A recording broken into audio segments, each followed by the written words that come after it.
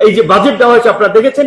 এখন বাজেট নিয়ে কি বলবো, রাজনৈতিক সরকার তারা তো ওইভাবে তাদের যে দুর্বল অবস্থা, তাদের যে ভঙ্গুর অর্থনীতি, তারা চাইলেও ভালো বাজেট দিতে পারবে না।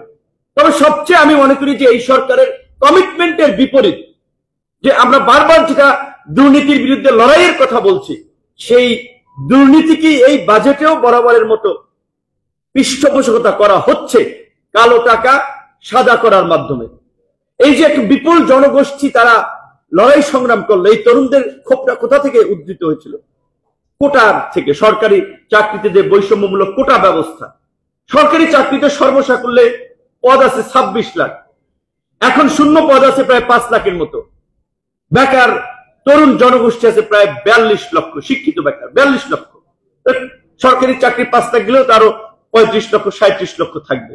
তো এই যে উচ্চ শিক্ষিত তরুণ, তারপরে আরো যে আপনার 1.25 কোটি তরুণ রয়েছে যারা আইএলওর ভাষামতি যে সপ্তাহে 1 ঘন্টাও কাজ করে না, যাদের বয়স 15 থেকে 29 বছরের, এই তরুণদের জন্য এই অভ্যুত্থান পরবর্তী তারুণ্যের বিপ্লব পরবর্তী সরকারের বাজেটে সেরকম কোন দিক নির্দেশনা, কর্মসংস্থান সৃষ্টি, লালাভাই যেটা বলেছেন শিল্পায়ন, কিংবা আমাদের এই সরকারের আরেকটা বিষয় দেখেন, সবচেয়ে বাংলাদেশের অস্তিত্বের জায়গা এগ্রিকালচার বেস কান্ট্রি, কৃষি উপদেষ্টার দায়িত্ব দিয়েছেন হোম মিনিস্টারকে।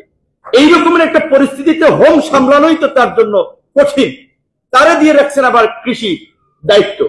কোনো ফাংশনাবল ওইভাবে কিছু দেখছি না। আরো মিনিস্ট্রি হচ্ছে হেলথ মিনিস্ট্রির কথা গতকালকে প্রধান উপদেষ্টার সামনে বলেছিলাম, এই 8-10 দিন আগেও থাইল্যান্ড গিয়েছে চিকিৎসার জন্য।